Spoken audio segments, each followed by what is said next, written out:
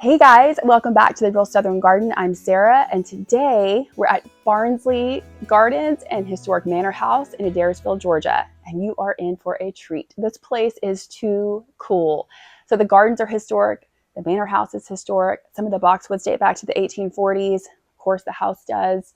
There are so many stories that go with this property. It is really a neat place to check out. Been wanting to come here forever, and I say I'm excited about every video I do, but I'm really excited about this one. And I swear, one day my husband will come home from work and I'm going to have one of these boxwood parterre gardens put in the front lawn. And I'm joking, but I'm not totally joking. Anyway, come along with me today for a little tour of this property. I think you're going to fall in love with it. Let's go.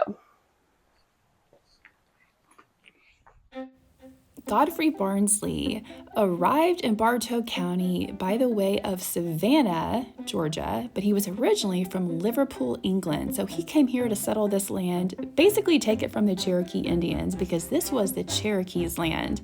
And the legend goes that the Cherokee Indians actually put a curse on this land when Godfrey Barnsley took it for his own. And it seems like that might be the truth, because lots of really bad and crazy things happened on this property over the years. Now, I'm a teeny tiny bit Cherokee myself, and I'm proud of it. Not a lot, but just a little bit. But yes, this was their land, and we can't argue with the fact that, of course, the gardens that were constructed in the manor house are beautiful, and there is a lot to be learned from history and architectural design, landscape design, and all of that good stuff. So I'm going to focus on that on my channel. Now you can see the parterre gardens, how they have the little openings inside of the boxwoods. These boxwoods are actually original, some of them. When they constructed this garden, they had to cut everything back. The boxwoods had grown into giant shrubs and they were interwoven. And when they were restoring it, they had to trim them all back. And they planted each little parterre with the beautiful annuals that you see. They change them out for different seasons. And everything winds around to this central fountain in the middle that is an exact replica of the original fountain that was here. Hey guys, if you could hit that subscribe button and give us a thumbs up, I would appreciate it so much. That way we can keep in touch and I can bring you all the really cool content that I have planned. I hope that you love garden tours as much as I do. And if you do, I would love to have you subscribe and have you be a part of our community. So the giant tall shrubs that are in between the boxwoods, those are actually yew shrubs, and they are really, I love them. They need full sun, so I really can't grow them in where I'd want to put them on my property. But going back to some history, in 1841, Barnsley brought his wife Julia, and I believe they had 5 children at the time, to the property, and he was going to start construction on these beautiful gardens and the manor house for her. Unfortunately, Julia died not too long after that, and it was before he ever completed the gardens or the house. And Barnsley was pretty sad, and he just halted construction on everything. But the legend goes that he actually saw Julia's ghost and that she came back to him, I think in dreams, and then also in the gardens. Anyway, and she said, please finish this for future generations and for me. And so he had a renewed desire to finish everything, and he began construction again. But of course, it wasn't too long until the Civil War broke out, and that changed a lot of things as well for people all over the South. And once again, the gardens and the manor house were not completed. Barnsley had brought over specimens of all types of roses and plants from all over the world by ship. And it's quite extraordinary to think about how all of these different plants got here, especially in a time said, so long ago when transit was a whole lot tougher.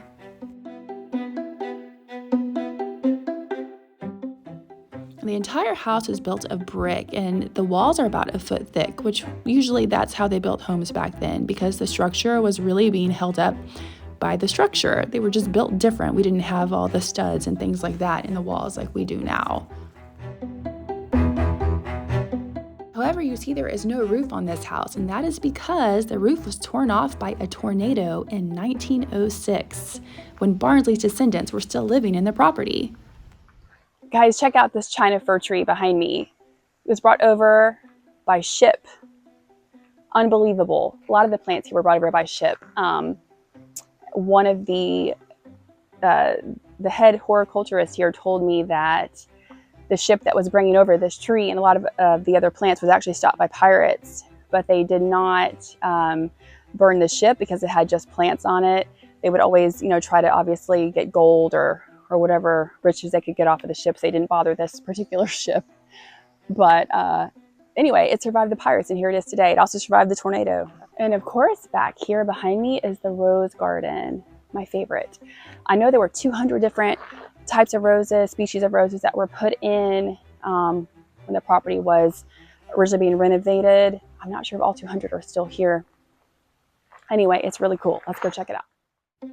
And of course, the rose garden has the same boxwood parterre construction to it. It's a little bit less geometrically shaped. I mean, it's still obviously a balanced shape, but it's a little bit more free-flowing than the front parterre garden. And they did not have all of the roses marked. I always love it when they do, but they of course did not. But they have a lot of old garden roses.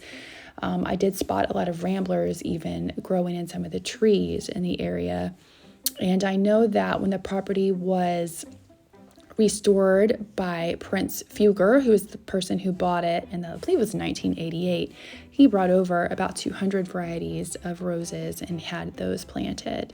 I'm not sure if, as I was saying earlier, if all of them are still in the garden, but the ones they do have are very healthy. I didn't see any yellow leaves or black spot or anything like that, so they are definitely well taken care of for sure.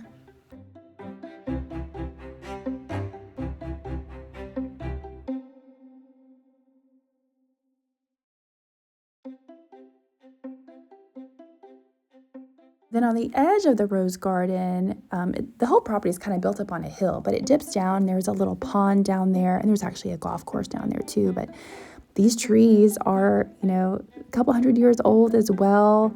I talked to the horticulturist about that, and just really old and super cool. I love the way the vine grows up on the top of the manor house. And then here we have the gravesite of Colonel Earl. He was actually trying to warn the family that was still living here of an impending Civil War battle that was headed their way. Unfortunately, he was killed and buried right there, very close to the house.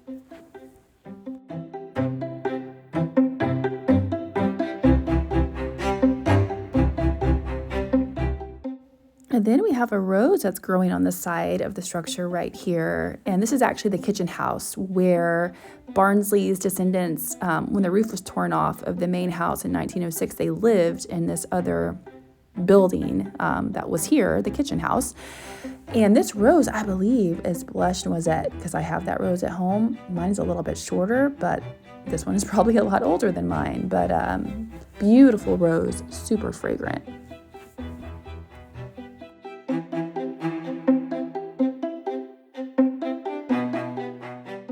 And then let's wind around and give you a good look of the inside of the manor house. Look at this brick. It's incredible.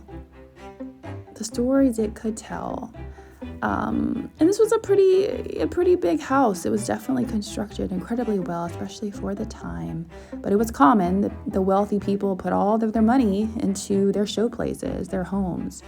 The fireplaces are absolutely exquisite and just still standing. It is amazing.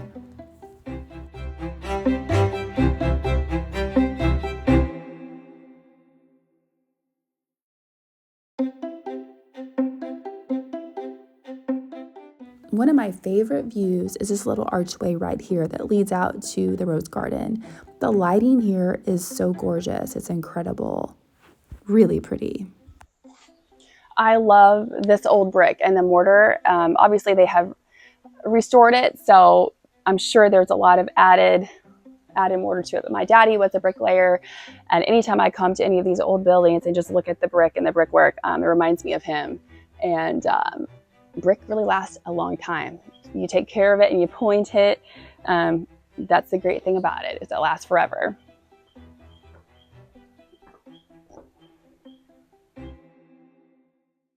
There's another shot of the way that vine just grows over the top of the manor house without the roof. I mean, it's kind of spooky, but just really cool at the same time.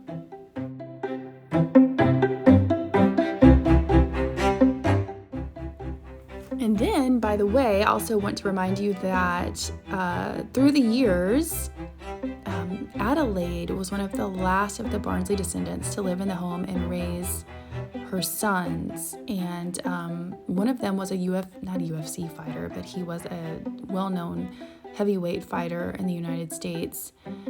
And he was sending money back to his brother that was still living here with his mom to have him help fix up the manor house and the grounds. But the brother was just wasting away the money. I don't know what he was doing with it, but the guy that was the fighter came back one evening, was just super furious at his brother, and actually shot him in the kitchen house where they were living. So you'll see the kitchen house here coming up in a bit. One more tragic story. This was Barnsley's vault, and this is where he kept all of his gold and important things. So now we're going to wind around to that kitchen house, and this is where they called her Addie, where Addie raised her sons, and she lived here until she died in 1944. This is also where the son that was the fighter shot his brother, in this house right here. But now it is a museum, and it has all kinds of artifacts from the Barnsley family. Now, a lot of the furnishings and things that were in the house were sold off by Addie because she really didn't have any way to make money. You can imagine living out here. I mean, they were just way out in the country back then, and she was here alone. And when she passed away, most of what was left was actually auctioned off to people in the area. So the family artifacts are kind of spread across the Southeast, but some of them have been bought back and brought back to this museum. I love looking back at old pictures like this that are in black and white and seeing the expressions on people's faces. They definitely did not smile a lot back then in photographs. And I love this photo of the woman in the garden with the baby. It's really a beautiful photograph. And there's the house when it still had windows and a roof. I think that was back in probably 1900 or sometime, maybe 1888, I'm not sure. The garden before it had really grown up and gotten tall. Some really neat photos here.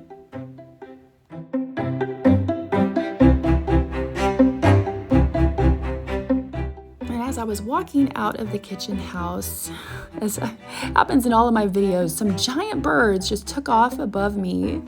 It kind of scared me for a second. They were pretty loud. I think they were hawks or something. I'm not sure, but I got to catch them on video for a moment. I was talking to the head horticulturist, as I said earlier, and he told me that there is a woman that comes here to this property and sits underneath that China fir tree. And she says that she can see the different ghosts that are still here on the property. She said that she has seen Julia and Barnsley and also the Civil War soldier. And there have been other people that have said that they have seen them too. Whether or not you believe in ghosts or not, I don't know. I do. I think some people can see things other people can't. But besides the point, just a little interesting tidbit about this property. Some people say they have seen Julia and Barnsley walking in the garden together as if they're enjoying it, that it's finally been constructed and that, they are at peace.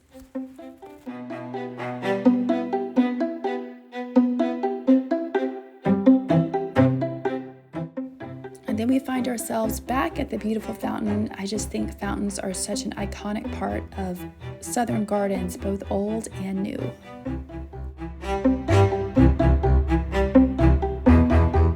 Thank you guys so much for joining me today. I hope that you loved this tour. I am ready to live at this place now, I think. Anyway, please hit that subscribe button and give us a thumbs up so that we can see you next time right here at the Real Southern Garden. Bye.